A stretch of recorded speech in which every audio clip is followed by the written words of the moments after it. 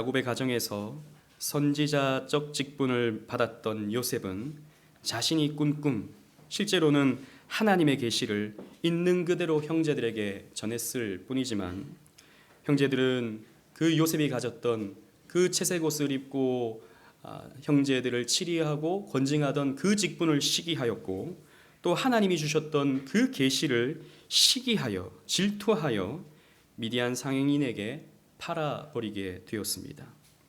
요셉에게 있어서는 참으로 억울한 일이 된 것이죠.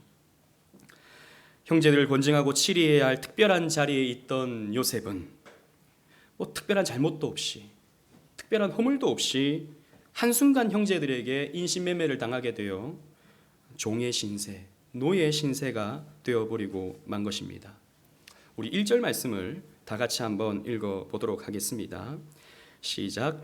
요셉이 이끌려 애굽에 내려가매 바로의 신하 친위대장 애굽 사람 보디발이 그를 그리로 데려간 이스마엘 사람의 손에서 요셉을 산이라. 아멘. 종이 되어 요셉은 애굽으로 내려갔습니다. 당시 애굽은 군사적으로나 경제적으로나 근동 지역에 있어 최대 강대국이었습니다. 고대 이집트 문명이 얼마나 화려했는지 고고학적인 유적들을 보면 우리는 잘 알 수 있죠.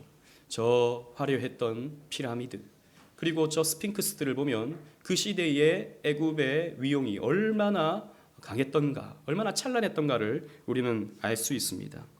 요셉은 이 강대국의 통치자 바로의 경호를 맡고 있던 이 보디발의 집에 종으로 팔려가게 된 것이죠. 요셉은 이곳에서 종, 노예의 삶을 살게 되었습니다. 요셉은 그래도 가나안 땅의 유복한 집에서 자라서 많은 것을 누리고, 또 특별히 그 가정 안에서도 특별한 자리에서, 정말 높은 자리에서 많은 것을 누리며 살았던 그런 인생이었지만 한순간에 비하되어 고난의 삶을 살게 된 것입니다. 오늘 우리는 이 고난의 시간을 보내고 있는 요셉 이야기를 통해서 이 이야기가 함의하고 있는 구속사적 의미를 한번 발견해보고, 또 그 의미를 통해서 우리가 기억해야 할, 고난 앞에서 우리가 기억해야 할 진리의 내용이 무엇인지 여러분들과 함께 은혜를 나누고자 합니다. 첫째로, 고난의 시간은 하나님과 함께하는 형통의 시간이기도 한다라는 것입니다. 우리 2절, 3절 말씀을 다 같이 읽어보도록 하겠습니다. 시작. 여호와께서 요셉과 함께 하심으로 그가 형통한 자가 되어 그의 주인 애굽 사람의 집에 있으니 그의 주인이 여호와께서 그와 함께 하심을 보며 또 여호와께서 그의 범사에 형통하게 하심을 보았더라. 아멘. 우리는 여기서 조금 당황스러운 단어를 만나게 되죠. 여호와께서 요셉과 함께 하심으로라는 말입니다. 아니, 지금 종으로 팔려온 요셉이 하나님과 함께 한다 라고 하는 말이 조금 어울리지 않는 것입니다. 아니, 게다가 그가 형통한 자가 되었다라고 성경이 밝히고 있는데, 형통하게 해줄 것이라면 형제들에게 처음부터 미움을 당하게 하지 말도록 막아주시든지, 아니면 종으로 팔려올 때 그 상황들을 막아주셔야 하는 것이 조금 하나님과 함께 하시는 것이고 형통한 것이 아니겠습니까? 정말 형통한 것이라면 오히려 요셉을 구덩이에 빠뜨리던 그 형제들이 오히려 구덩이에 빠지든지, 이 미디안으로 팔고 가던 이 미디안 상인들이, 애굽으로 팔고 가던 미디안 상인들이 죄책감이 들어서 이 요셉을 야곱에게 다시 데리고 가서 돌려주든지, 이렇게 해야 조금 하나님이 함께 하셨다, 좀 형통하게 되었다라고 하는 것이 어울리는 표현이 아니겠습니까? 그런데 우리가 기대하던 하나님의 함께하심, 형통의 모습과는 지금 요셉의 모습은 굉장한 차이가 있는 것이죠. 그러나 요셉의 상황이 아주 나쁘지는 않았던 것 같습니다. 우리 4절 5절 말씀을 함께 또 읽어보도록 하겠습니다. 4절 5절 말씀입니다. 시작. 요셉이 그의 주인에게 은혜를 입어 섬김에 그가 요셉을 가정총무로 삼고 자기의 소유를 다 그의 손에 위탁하니 그가 요셉에게 자기의 집과 그의 모든 소유물을 주관하게 한 때부터 여호와께서 요셉을 위하여 그 애굽 사람의 집에 복을 내리심으로 여호와의 복이 그의 집과 밭에 있는 모든 소유에 미친지라. 아멘. 요셉의 주인 보디발이 보았을 때 요셉은 성실함과 진실함이 보였던 것 같습니다. 그리고 말로 표현하기 힘든 어떤 매력이 이 요셉에게 있었던 것 같습니다. 신뢰를 얻었던 요셉은 보디발의 가정 총무가 되어서 그 집에 집안 모든 업무를 이 요셉이 맡게 되었던 것이죠. 요셉이 그 집에 일을 하게 되자 하나님이 복을 주셔서 보디발의 집이 더욱 부유하게 되었다라고 성경이 밝히고 있습니다. 사실 이렇게 된 것은 아브라함과 이삭과 야곱에게 주셨던 그 계대적인 복이 이 요셉에게 지금 이어져 오고 있다는 것을 우리는 발견할 수 있게 되는 것이죠. 그 조상에게 주셨던 복이 무엇입니까? 내 자손으로 말미암아 천하 만민이 복을 받게 될 것이다 라고 하는 그 말씀을 받았는데 이 요셉으로 말미암아 이 주변에 있던 사람들이 지금 복을 받고 있는 것입니다. 분명 요셉의 삶에는 이렇게 긍정적인 요소가 있죠. 하지만 여러분, 요셉은 여전히 종의 신세입니다. 아무리 그냥 형통하다 한들 여전히 종이에요. 그리고 또 요셉이 부자가 된 것이 아니라 그 요셉의 주인인 지금 보디발이 지금 부자가 되고 있는 것입니다. 게다가 우리가 잘 알듯이 요셉은 보디발의 아내의 유혹을 뿌리치게 되죠. 그렇게 되면서 강간미수라는 억울한 누명을 뒤집어쓰고 감옥에 갇히게 됩니다. 그런데 그때 성경은 다시 이렇게 기록되고 있습니다. 21절로 23절 말씀을 우리 다 같이 또 읽어보도록 하겠습니다. 시작.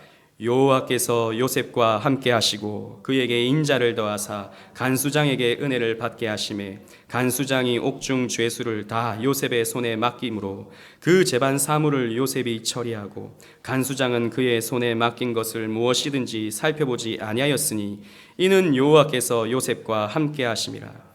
여호와께서 그를 범사에 형통하게 하셨더라. 아멘. 지금 감옥에 갇힌 이 상황에 대해서 여호와께서 요셉과 함께 하시고 라고 지금 기록하고 있는 것이죠. 게다가 하나님이 요셉에게 인자를 더하사 어떻게 됐느냐? 이 감옥에서 재반 사무를 맡게 되는 마찬가지로 이 감옥 안에서의 총무의 일을 맡게 된 것입니다. 여러분, 이게 대단히 잘 된 것인가요?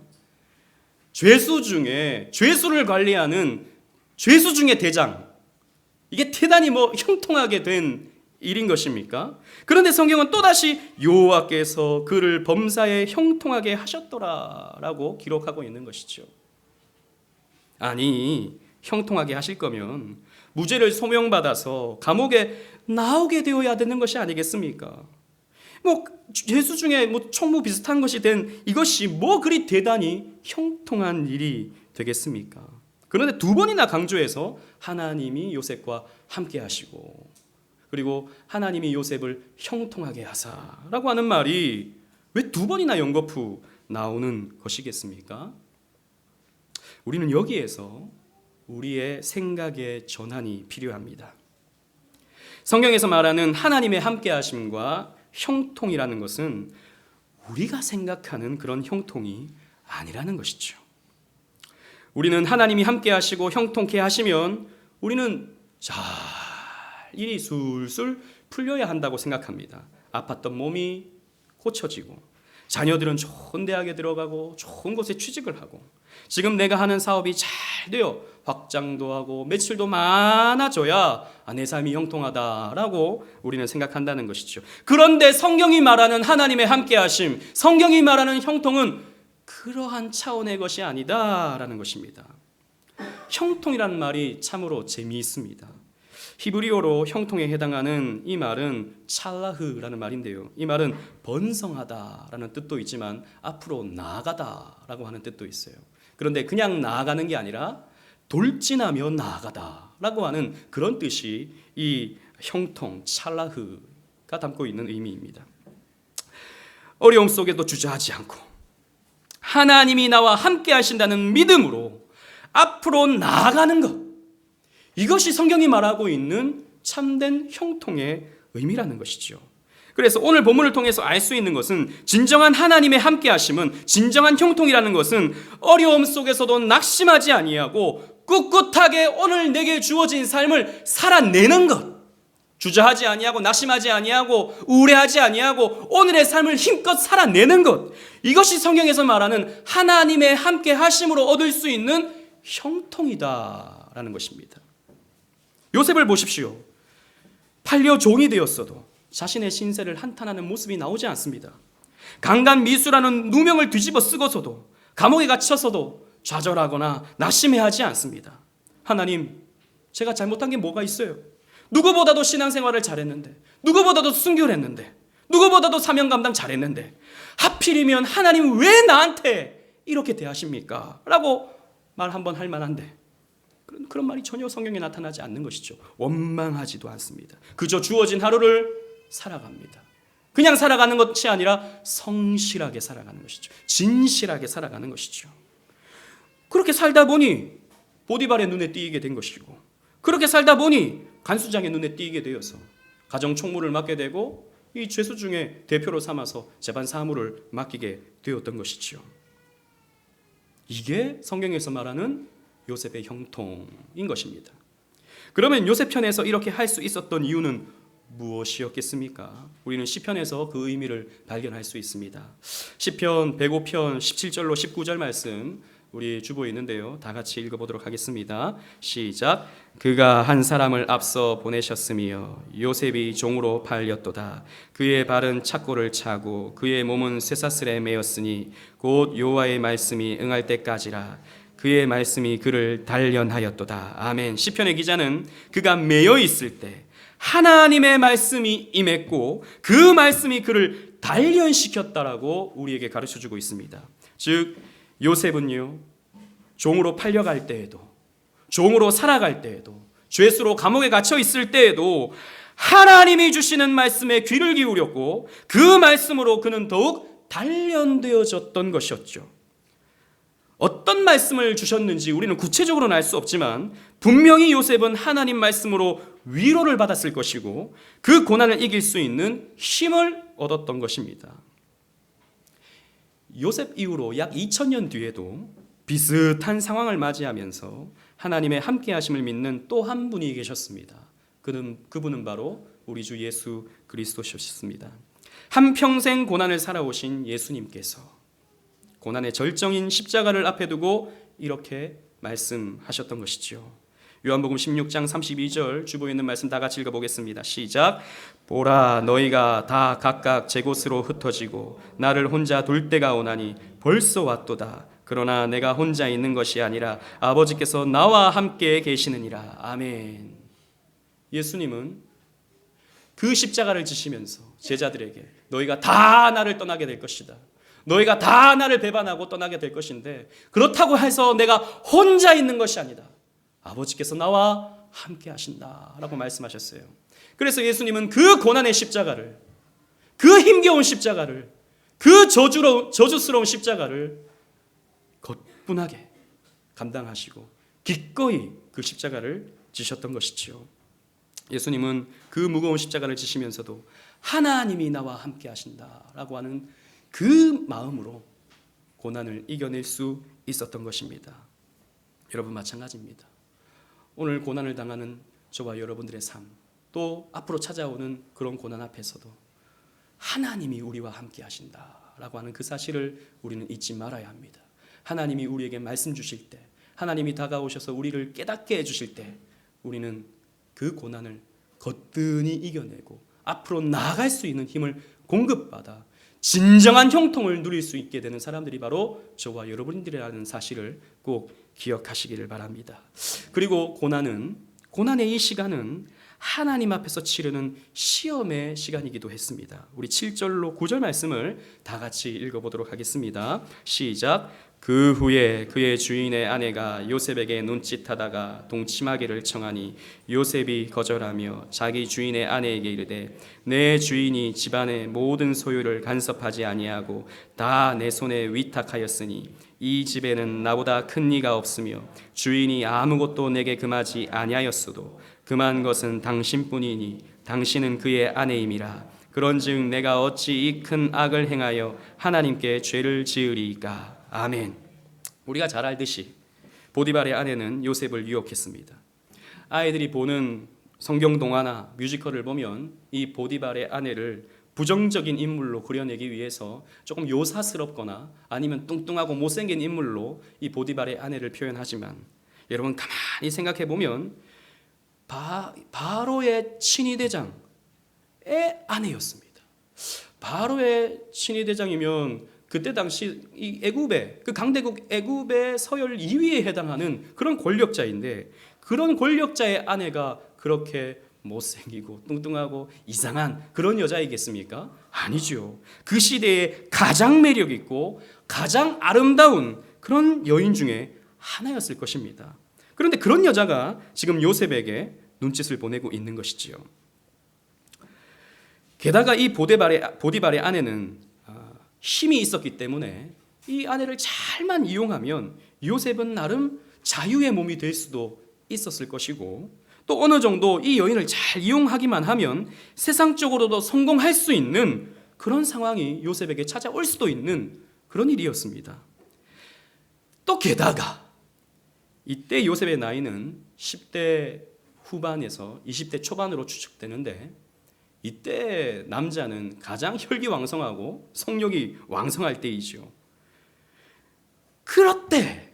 그러함에도 불구하고 요셉은 이 여인의 유혹을 뿌리칩니다. 내가 어찌 이 큰 악을 행하여 하나님께 죄를 지으리까 라고 말하고 있는 것이죠. 그런데 여러분, 우리가 여기서 또 생각할 것은, 만약 요셉이 그 부인과 부적절한 관계를 맺는다면 그러면 보디발에게 죄를 짓는 것이 아니겠습니까? 보디발에게 잘못하는 것이죠. 그런데 요셉은 그런 죄를 하나님께 짓는 죄라고 말하고 있습니다. 사실 모든 죄는, 우리는 하나님 앞에서 살아가기 때문에 우리가 짓는 모든 죄는 하나님 앞에서 짓는 죄죠. 하나님께 짓는 죄일 수 있습니다. 그러나 그런 차원이기보다는 요셉이 이렇게 하나님께 짓는 죄라고 지금 표현하는 이유는, 요셉은 지금의 그 상황이, 지금 보디발의 아내가 자기를 유혹하고 있는 이 상황이 하나님 앞에서 치르게 되는 시험의 기간이라는 것을 요셉은 알고 있었다라는 것이죠.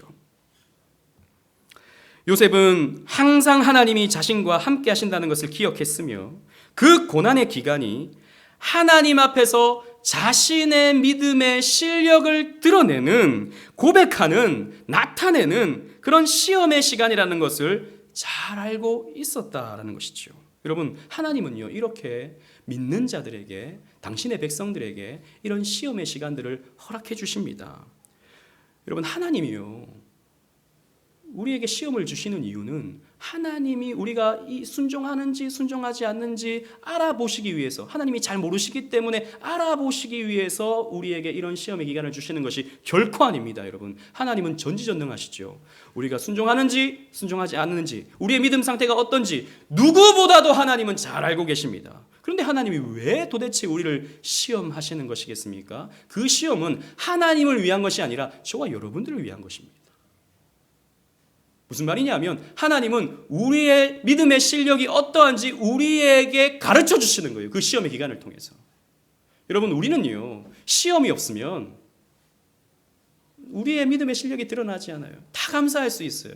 평안하면요, 그냥 할렐루야, 감사, 아유 하나님 이거 주셔서 감사, 저거 주셔서 감사, 또 믿음 생활 잘 할 수 있어요.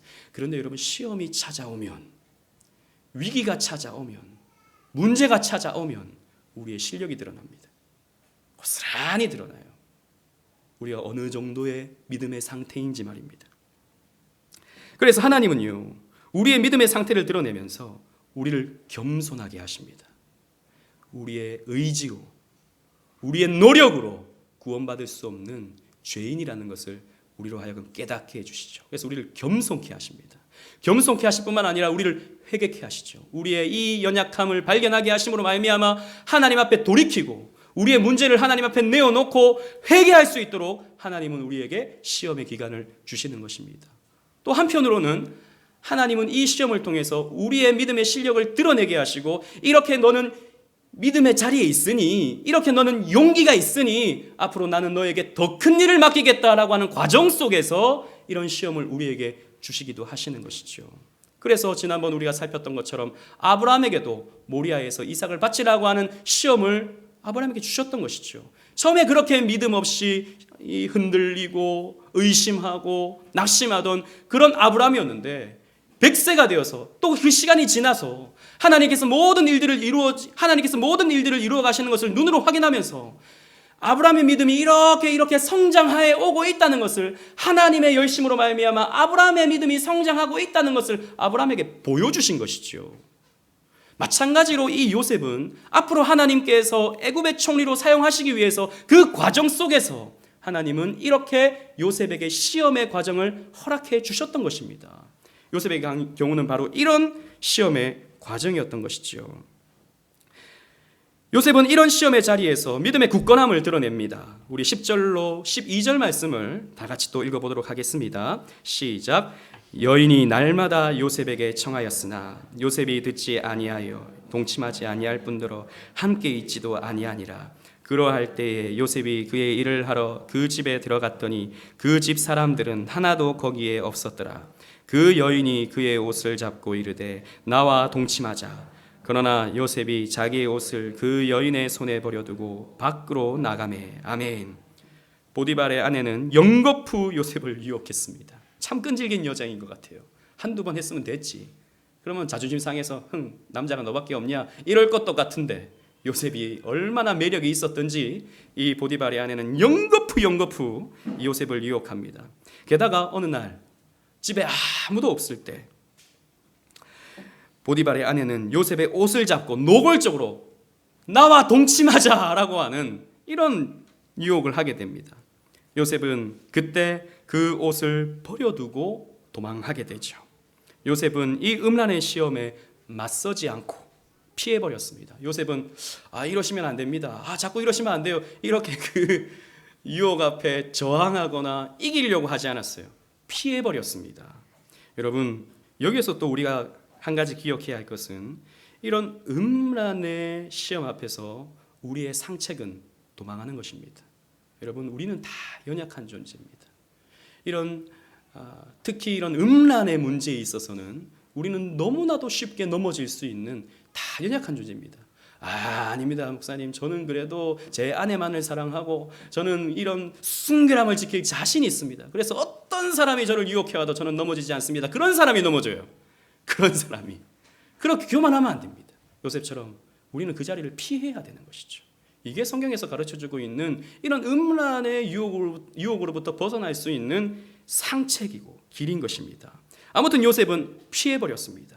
도망하였던 것이죠. 그리고 그 시험을 통과했던 것입니다.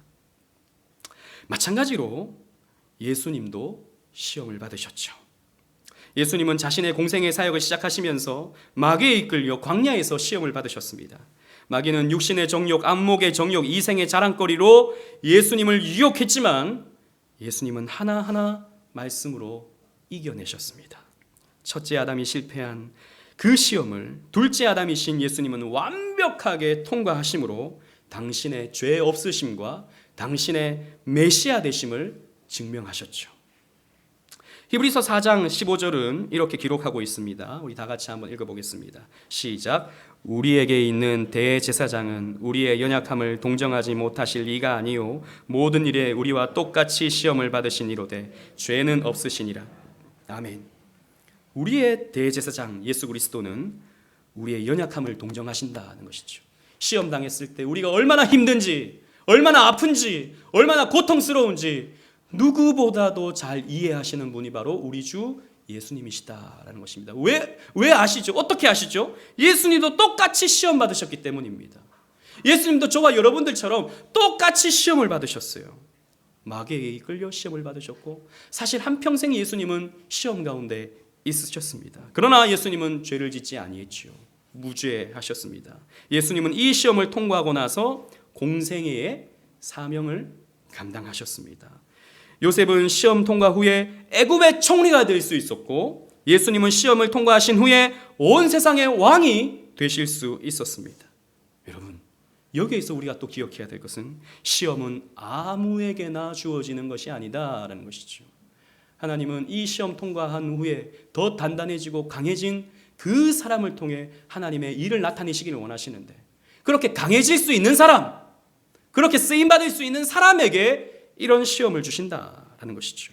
그래서 바울은요, 고린도전서 10장 13절에 이렇게 우리에게 권면하고 있습니다. 다 같이 읽어보겠습니다. 시작. 사람이 감당할 시험 밖에는 너희가 당한 것이 없나니 오직 하나님은 미쁘사 너희가 감당하지 못할 시험 당함을 허락하지 아니하시고 시험 당할 즈음에 또한 피할 길을 내사 너희로 능히 감당하게 하시느니라. 아멘.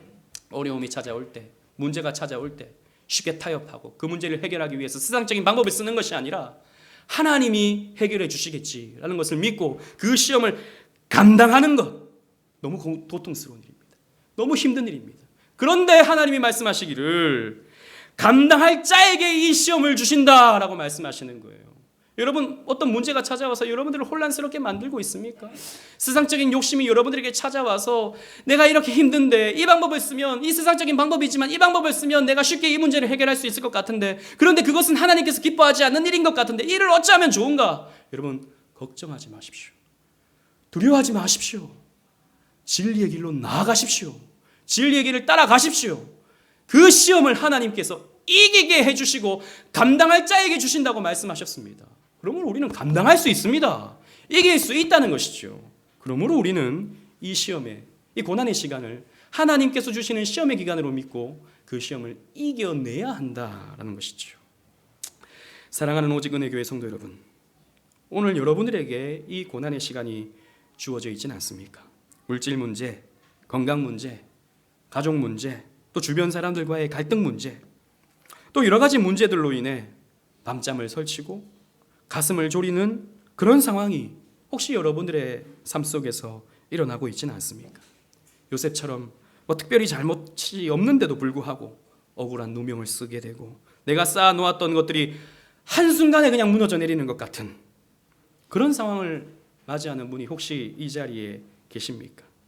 하나님은 내 기도를 들어주시지 않는 것 같고 오히려 나를 절벽으로 몰아가시는 것 같은 그런 생각이 드시지는 않으십니까?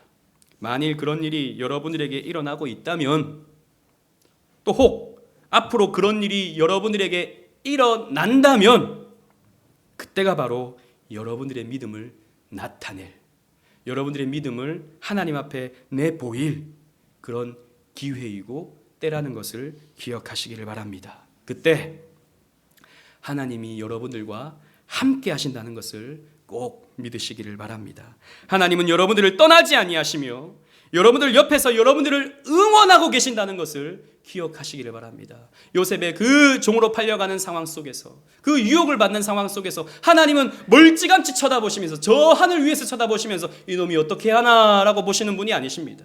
하나님은 가까이서 옆에서 이기라고, 힘내라고, 극복하라고 옆에서 우리를 응원하시는 분이 바로 우리 하나님이셨던 것입니다. 그래서 요셉과 함께 하사라고 성경은 말하고 있는 것이지요. 그래서 여러분들은 세상적인 형통이 아닌 하나님이 주시는 형통으로 인해서 그 어려움을 넉넉히 감당할 수 있는 존재라는 것을 믿으시기를 바랍니다. 이사야 41장 10절 말씀은 하나님께서 우리에게 이렇게 말씀하십니다. 우리 다 같이 읽어보도록 하겠습니다. 시작. 두려워하지 말라. 내가 너와 함께함이라. 놀라지 말라. 나는 내 하나님이 됨이라. 내가 너를 굳세게 하리라. 참으로 너를 도와주리라. 참으로 나의 의로운 오른손으로 너를 붙들리라. 아멘. 이렇게 말씀하시는 것은 여러분, 하나님이 성경에서 그냥 말씀하시는 것이 아닙니다. 성경의 어떤 문자적인 기록으로서만 말씀하시는 것이 아닙니다.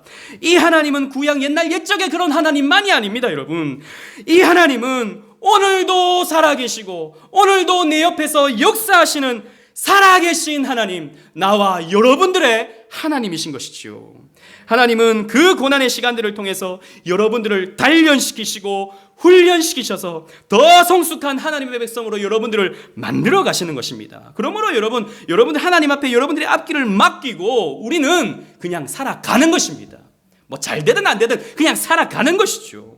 그리고 그 앞길을 하나님 앞에 맡기고 찰나흐 앞으로 나아가는 것입니다. 주저앉아 있지 아니하고 낙심해 있지 아니하고 고민하고 생각만 하고 울면서 불면서 이를 어찌하나 이러고 있지 아니하고 내게 주어진 하루의 삶을 그냥 살아내는 것이 여러분 형통한 삶인 것입니다. 야고보 사도는 우리에게 이렇게 권면합니다. 야고보 1장 12절 말씀 다 같이 읽겠습니다. 시작. 시험을 참는 자는 복이 있나니 이는 시련을 견디어 낸 자가 주께서 자기를 사랑하는 자들에게 약속하신 생명의 면류관을 얻을 것이기 때문이라. 아멘. 시험을 참는 자가 복이 있다. 고난의 상황, 이 상황 속에서 하나님께 불평하지 아니하고 원망하지 아니하고 지금 당장은 이 상황이 이해가 되지 않지만 이 상황 속에 분명한 하나님의 뜻이 있고 계획이 있다는 것을 기억하면서 참고 인내하는 자에게 복이 있고 생명의 면류관이 주어진다라고 성경이 우리에게 약속하고 있습니다. 여러분, 그렇습니다. 사실 하나님은 우리가 당하는 고난에 관심이 있지 않습니다. 여러분, 이 말을 오해하지 마세요. 우리가 뭐 고난받을 때 힘들 때 하나님은 아무 관심이 없다, 이 말이 아닙니다. 하나님의 주요한 시선이 우리의 고난에 있는 것이 아니라 고난 뒤에 있는 그 무엇에 있다는 것이죠. 예레미야 애가 3장 33절 말씀을 다 같이 읽어보겠습니다. 시작. 주께서 인생으로 고생하게 하시며 근심하게 하심은 본심이 아니시로다. 아멘. 여러분, 고생하게 하시는 분은 하나님이십니다. 근심하게 하시는 분도 하나님이십니다. 그런데 그게 하나님의 본심은 아니다라는 것이죠. 또 예레미야서 29장 11절 말씀을 다 같이 읽어보겠습니다. 시작. 여호와의 말씀이니라. 너희를 향한 나의 생각을 내가 아나니 평안이요 재앙이 아니니라. 너희에게 미래와 희망을 주는 것이니라. 아멘. 지금 바벨론 포로로 끌려가고 있는 고난 가운데 있는 정말 나라 다 망하고 그 모든 그 신분이 다 없어지고 그저 그냥 노예로 팔려가고 있는, 노예로 저 바벨론으로 끌려가고 있는 이 백성들에게 하나님께서 말씀하시기를 너희를 향한 내 생각은 재앙이 아니다. 이 재앙 뒤에 오는 희망, 재앙 뒤에 오는 평안, 나는 그것을 위해서 너희를 지금 포로로 보내고 있다라고 하나님 말씀하고 있는 것이죠. 그렇습니다. 하나님은 고난 뒤에 더욱 단단해진 그 믿음의 그 자리, 그 믿음의 위치, 거기에 하나님은 관심이 있으신 것이지요. 여러분, 유명한 시인, 찬송시를 많이 썼던 페니 제이 크로스비를 아실 것입니다. 이 여인은 태어난 지 얼마 되지 않아서 아기가 눈에 염증이 생겼는데 부모님이 병원으로 데려갔어요. 근데 의사가 사실 별것 아닌 그냥 눈 옆에 있는 난 작은 반점들이었는데 이것을 잘못 이 처방을 내림을 통해서 눈을 멀게 되는 그런 상황을 맞이하게 되었습니다. 참으로 억울한 일이죠. 게다가 그의 나이 12세가 되었을 때 아버지가 세상을 떠나게 되어서 정말 처절한 가난 속에서 청소년 시기를 보내게 되고 또 점점 자라게 됩니다. 여러분, 생각해 보십시오. 눈이 보이지 않나요? 게다가 돈도 없어요.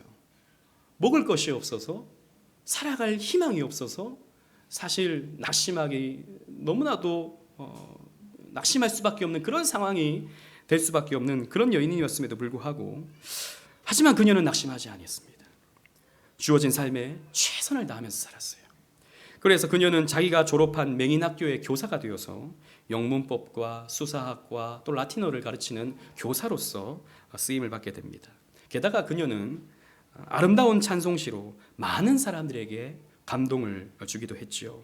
어떤 사람이 크로스비에게 이렇게 말했습니다. 만약 당신이 볼 수 있는 사람이었다면 훨씬 더 하나님 앞에 귀하게 쓰임받을 수 있었을 텐데, 지금도 눈이 보이지 않는 이 상황 속에서도 이렇게 귀하게 쓰임을 받고 있는데, 눈이 보였다면 당신은 더 얼마나 크게 쓰임을 받을 수 있었을까요? 라고 이렇게 격려 차원에서 이렇게 한마디를 했습니다. 그때 크로스비는 이렇게 대답했습니다. 저는 앞을 볼 수 없다는 것이 하나님이 내게 주신 최고의 축복이라고 생각을 합니다. 왜냐하면 제가 천국에 갔을 때 제 눈을 처음으로 기쁘게 하는 것은 바로 우리 주님이기 때문입니다. 라고 말을 했어요. 그러니까 어렸을 때 눈을 멀었으니까 볼 수 없잖아요. 그러니까 어떤 형태를 모르잖아요. 그런데 천국에 가서 내가 눈을 떴을 때 처음으로 뵙게 되는 분이 바로 우리 주님이다. 나는 그 영광을 누린다. 라는 것을 이 크로스비는 고백했던 것이죠. 사실 누가 봐도 고통스러운 삶이죠. 여러분, 우리는 잠깐 눈을 감아도 뭐가 보이지 않고 만져지지 않고 또 확인할 수 없어서 두렵고 낙심하고 또 무서운데 크로스비는 한평생 이렇게 눈먼자로서 살았던 것입니다. 누구보다도 힘들었어요. 그럼에도 불구하고 하나님께 감사하면서 수천 편의 아름다운 찬송시를 남겼습니다. 이런 믿음을 드러내는, 이런 절망 가운데서 믿음을 드러내는 이 여인을 보면서 수많은 사람들이 야, 저 여인은 어떻게 저렇게 절망적인 상황 속에서도 하나님께 감사를 하는가? 저렇게 힘든 상황 속에서도 어떻게 저렇게 웃으면서 저렇게 긍정적으로 살아갈 수 있는가 생각하면서 수많은 사람들이 크로스비를 통해서 하나님을 믿게 되고 또 회개하게 되고 하나님께 감사할 수 있게 되는 그런 상황을 맞이하게도 됐죠. 그 여인의 인생 가운데 인생 말기에 이 여인은 여러분들 잘 아시는 찬송시 나의 갈 길 다가도록을 썼습니다. 사실 이 고백이 그 여인의 한평생의 고백이죠. 그 영어 표현이요 정말 주옥 같은데 우리가 부르고 있는 이 찬송은요 그 내용을 다 담아내지 못해요. 그래서 제가 이렇게 보니까요 인터넷에도 누가 번역해 놓은 게 있더라고요. 제가 한번 읽어보겠습니다. 나의 갈 길 다가도록 나의 구주께서 나를 인도하시리니 이외에 무엇을 더 구할 게 있으랴. 내 삶을 친히 인도하시는 그분의 부드러운 긍휼을 어찌 의심할 수 있으랴. 하늘의 평강 거룩한 위로 믿음으로 주님 안에서 누리며 사네. 나는 알고 있네 무슨 일이 닥쳐도 예수께서 모든 일을 친히 처리하심을. 나의 갈 길 다가도록 나의 구주께서 나를 인도하시니 굽은 길을 걸을 때도 나는 기쁘네. 만나는 시련마다 은혜를 주시고 생명의 떡으로 먹이시네. 나의 지친 발걸음은 비틀거릴 때도 있고 나의 목은 마를 때도 있지만 나의 앞에 반석에서 솟구쳐오는 환희의 샘을 나는 본다네. 오, 나의 앞에 반석에서 터져나오는 기쁨의 샘. 나의 갈 길 다가도록 나의 구주께서 나를 인도하시니 풍성한 은혜와 완전한 안식이 약속되어 있네. 아버지의 축복으로 나를 안으시네. 내 영혼이 영원으로 옷을 입고 낮과 같은 곳으로 날아갈 때에 영원히 부를 나의 찬송은 이것 예수께서 나의 평생을 인도하셨네. 나의 갈 길 다가도록 나를 인도하셨네. 여러분 한평생 보이지 않는 절망 속에 있을 수밖에 없는 이 여인은 하나님이 나를 인도하셨다. 하나님이 나를 모든 어려움에서 극복하게 하셨다라고 노래하고 있습니다. 그런데 저와 여러분들은 어떻습니까? 작은 어려움이 생기면 그것 때문에 혹시 내가 가진 것 잃어버리진 않을까 벌벌벌 떨고 하나님 요거 꼭 지켜주세요. 요거 없으면 안 됩니다. 벌벌벌 떨면서 두려워하고 낙심하는 것이 혹시 저와 여러분들의 마음은 아닙니까? 그렇게 믿음 없는 모습이 저와 여러분들에게 있지는 않습니까? 조금만 무슨 일이 생기면 하나님 왜 나한테 이런 일을 주셔요? 하나님 나 그래도 나름 신앙생활 열심히 잘했는데 저렇게 믿음 없는 저런 사람들을 벌하시지 왜 나한테 이런 일을 주셔요? 라고 원망하고 불평하고 짜증내고 그래서 내 주변 사람들에게 자꾸 짜증만 내고 있고 그런 모습들이 저와 여러분들에게 있지는 않습니까? 여러분 아닌 것이죠. 아닌 것이죠. 고난의 시간은 하나님의 형통을 맛볼 수 있는 하나님의 함께하심을 맛볼 수 있는 귀한 축복의 시간인 줄로 믿으시기를 바랍니다. 그리고 하나님은 이런 시련의 과정 속에서 우리를 시험하게 하셔서 이 시험을 통과하게 하셔서 더욱 하나님의 귀한 일을 감당할 수 있는 그런 훈련과 연단의 과정이라는 것을 기억하시기를 바랍니다. 그래서 우리는 이렇게 찬송하는 거예요. 나의 갈 길 다가도록 우리 하나님께서 인도하신다. 무슨 일을 만나든지 만사형통하리라. 아멘. 정말 여러분 저와 여러분들은 만사형통하는 사람들입니다. 무슨 일을 만나든지 만사형통할 수 있는 사람들입니다. 이 사실을 가슴속에 새기시면서 여러분들에게 찾아오는 고난의 시간을 감사함으로 기쁨으로 또 하나님께서 주시는 그 힘으로 넉넉히 감당하시는 저와 여러분들 되시기를 주님 이름으로 축원합니다. 아멘.